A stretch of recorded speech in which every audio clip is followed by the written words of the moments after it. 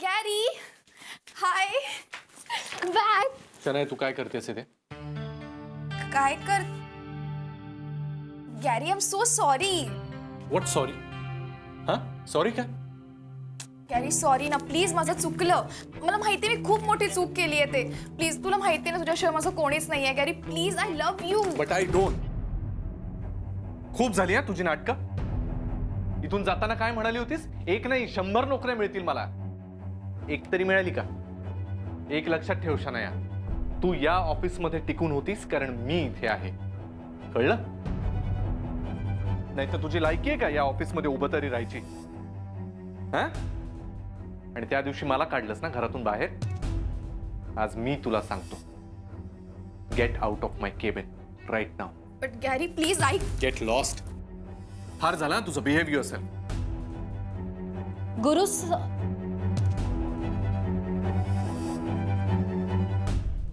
हे बघ जेनी, तू मला सर म्हणायची काही गरज नाही. Please call me Gary. Okay Gary. हे काय चाललंय? गॅरी, ही तुला आणि या ऑफिसला सोडून गेली होती ना? Then what is she doing here? Come on Gary, हिला आत्ताच्या आत्ता इथून हाकलून लाव. राईट नाव. जेनी तू फुकट आगाऊपणा करू नकोस हा. गॅरी डार्लिंग, सी सी नेहमी माझा असा इन्सल्ट करते. तू तिचा विचार करू नकोस. ती गेली तरी मी आहे ना. मी तुझ्यासाठी ते सगळं करेन जे ही करायची. मी हिची जागा घे. And I mean it. What the hell did you just say? तू माझी जागा घेशील? लायकी आहे का तुझी? शनाया, तुझी लायकी आहे का या ऑफिसमध्ये उभं राहायची? आत्ताच्या आत्ता चालती हो या ऑफिसमधून. But Gary, get lost. चल हो बाहेर. Oh God, किती वाईट स्वप्न होतं. गॅरी माझ्या सोबत आहे म्हणून मी लाईफ एन्जॉय करू शकते आणि हा माझा हक्क माझ्यापासून कोणीच घेऊ शकत नाही. तर गॅरीला सॉरी म्हणायला पाहिजे आत्ताच. Come on Shanaya, wake up.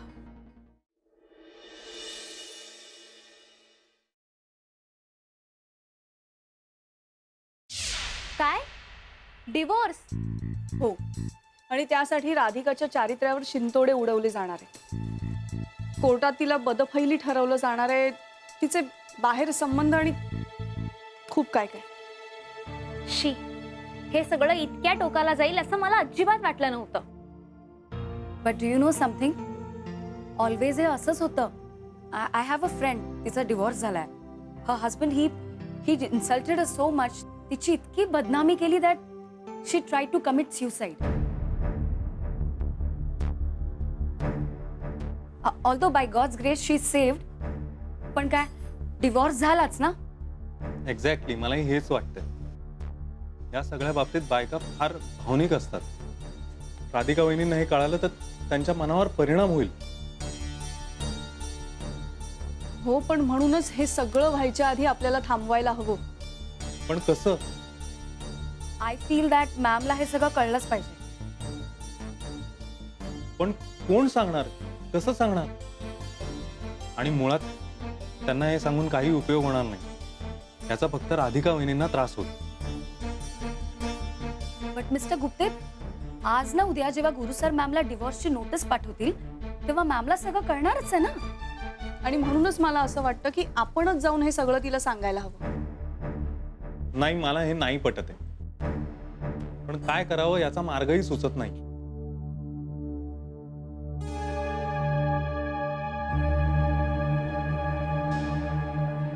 एक मार्ग आहे.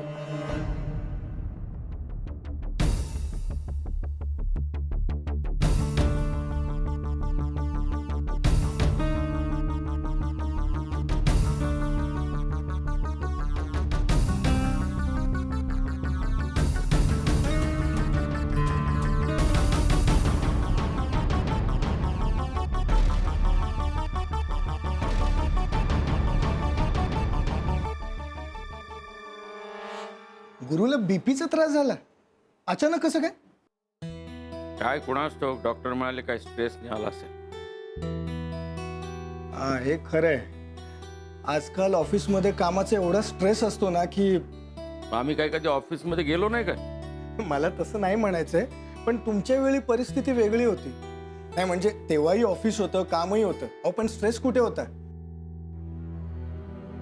एकदा का माणूस कामाला लागला की रिटायर होईस तोपर्यंत बघायची गरजच नव्हती. अहो पण आता अशी सिच्युएशन नाहीये ना. आता कामाचं एवढं टेन्शन असतं, एवढा व्याप असतो ना की मग हे असे सगळे रोग होतात. आणि त्यात एकतर हे कॉम्पिटिशन, टार्गेट्स, वेळोवेळी बदलणारे पॅकेजेस, हे रिसेशन आणि वर खाली होणारं मार्केट, या सगळ्यांमुळे ना खूप टेन्शन येतं ना. म्हणून ना या सगळ्या गोष्टींची सतत टांगती तलवार असते डोक्यावर. हा पण गुरुनाथच्या बाबतीत तेवढंच कारण नसणार. ती राधिका सतत त्याला पिडत असणार, म्हणूनच त्याला टेन्शन आलंय. तू वड्याचं तेल वांग्यावर का काढतेस ग? तेच म्हंटल मी राधिकाला काहीतरी बोलले आणि तुम्हाला कसं नाही लागलं. हे बघ समिता, नाना तुम्हीच आधी माझा ऐका जरा. गुरुनाथ हा अप टू डेट राहणारा माणूस आहे आणि त्याला राधिका शोभत नाही. तुम्हीच विचार करा ना. आज गुरुनाथ ज्या सर्कलमध्ये वावरतो, ज्या ठिकाणी त्याची उठबस आहे, ते कम्प्लिटली वेगळं सर्कल आहे. आणि अशा ठिकाणी जर का राधिका सारखी बायको असेल ना, तर कोणालाही स्ट्रेस येईलच. Absolutely right. नाही नाना, बायकोचा स्ट्रेस असतोच कायम. म्हणजे घरी बायकोचा आणि बाहेर कामाचा.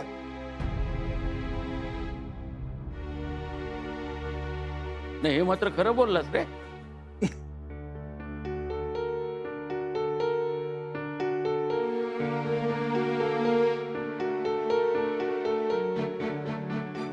ती गेली, तू नाही गेलास मागे. नाना हो समिधा, काय तुम्ही कशाला उगाच बोलत बसता तिला. मग काय सतत काय तिचंच ऐकत बसायचं काय मी? तुझा गुरुनाथची तब्येत कशी आहे जरा जा बघून ये. हो आलेच.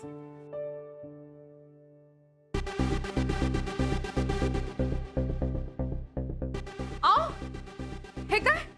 कुठे जाऊन राहिले तुम्ही? जरा बाहेर जाऊन येतो. आओ, डॉक्टरांनी नाही सांगितलं ना, तुम्हाला आराम करायला सांगितलंय. का उगीच बाहेर फिरायला जायला काय वेळ आहे का मी? मग हे ऑफिसचे कपडे घालून का चालले? त्याने काय फरक पडणार आहे? ते मी माझ्या डॉक्टरला फोन केला होता, ते म्हणाले काही टेस्ट करायचे आहेत, ते करायला चाललोय मी.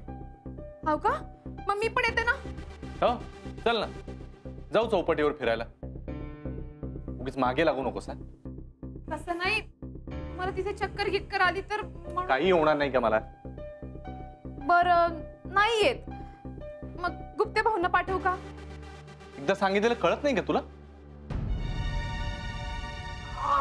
कुठे कुठे चाललं गुरुनाथ?